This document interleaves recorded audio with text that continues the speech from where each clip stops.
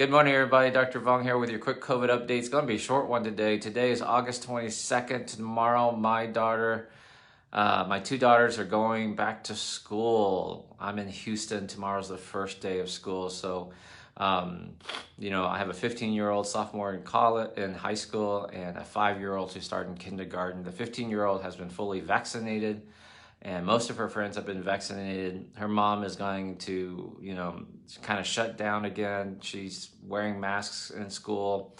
It's mandated despite, what our governor says. We would wear the mask anyway.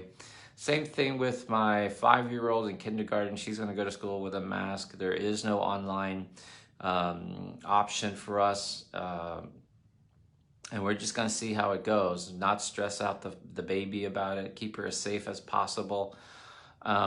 We're probably going to stop with the swim lessons, things like that, because yesterday in Houston, the fourth largest city in America, we had 3,700 cases, which is the highest I've ever seen it here in Houston.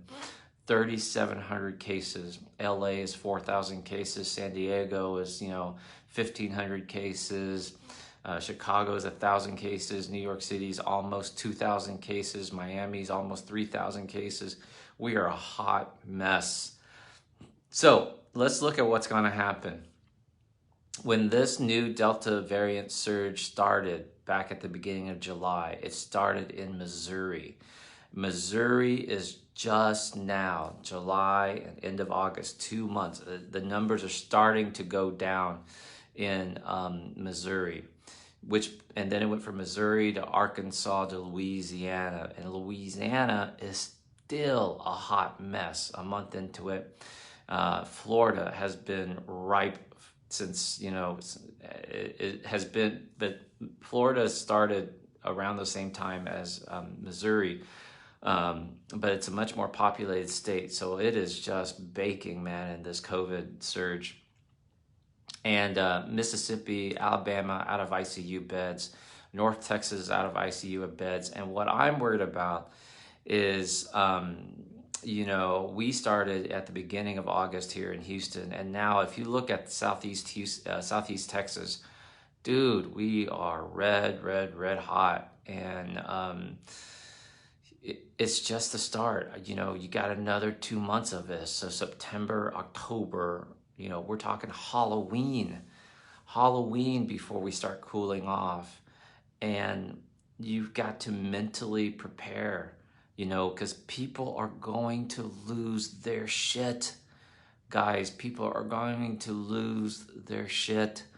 When kids get sick, you'll see parents against parents, you'll see parents against teachers, teachers against teachers, teachers against administration, administration against, principals against parents.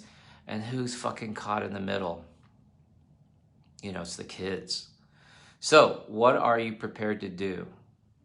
I have to sit down with Erica and say, are we prepared to just keep Mason at home and homeschool her? And let the truancy officer come get us. Have calm discussions with the teacher and principal and say, hey, there's a massive outbreak. We don't feel comfortable. No. So that's where we're headed. And remember, if you get vaccinated today, this is the last week of August. It's 3 to 4 weeks for the next dose. So now you're talking end of September. And you got to give yourself 2, 3, 4 weeks. I would say 4 weeks for full coverage. So now you're talking the end of October. If you get vaccinated now, guys, now, you are, and you're in the middle of a state that is surging. So people in Louisiana, people in Alabama and Missouri, they're seeing upticks in vaccination rates, which is great.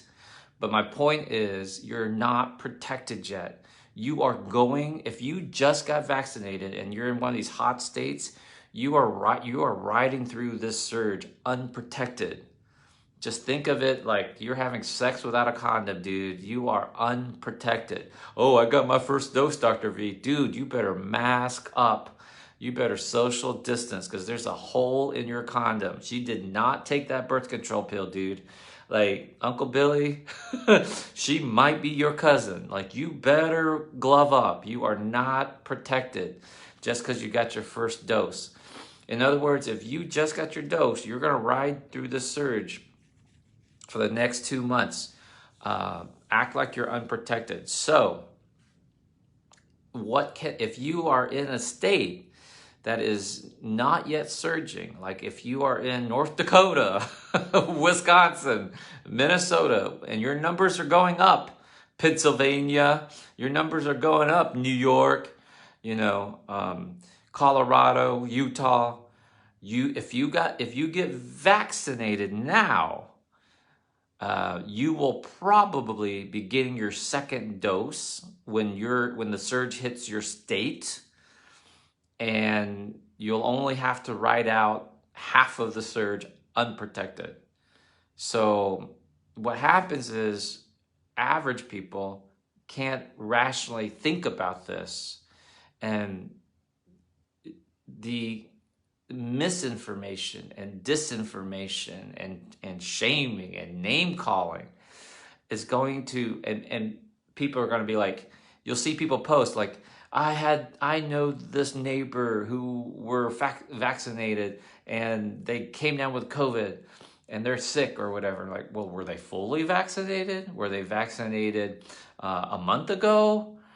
Were they vaccinated back in January? And as we can see, that's why we're getting a third booster dose, and they needed their third booster and they never got it. There's going to be all sorts of half information out there, and you just have to, like, dude, you got to cut out the noise, and you have to think logically about this. If Dr. V, who's been very, hopefully, calm-headed through most of this, nobody within my inner circle who's fucking listened to me, none of us have come down with COVID. We're all vaccinated, playing it safe, double upping, N95 masks, staying calm. If I'm telling you that I'm watching very closely, if there's a massive outbreak in Houston Independent School District, I am not waiting. I would not hesitate to take my daughter home and just fucking deal with the consequences of keeping her out of school. I mean, what are they going to do? Fail her from kindergarten? Hold her back?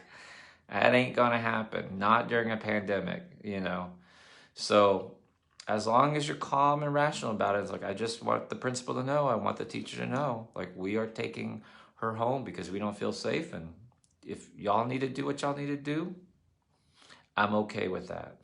But until that happens, all I'm going to do is wish and pray and send blessings to the teachers and the administrators and everybody who's having to work during this surge, and wishing them well and wishing them safety and wishing that we will get through this, and stay calm, right? That's it. Here it comes. Prepare, parents, teachers, administrators, and even if you don't have young kids, you might have a grandbaby. You need to wish them well and not stop it with a stupid misinformation and name calling.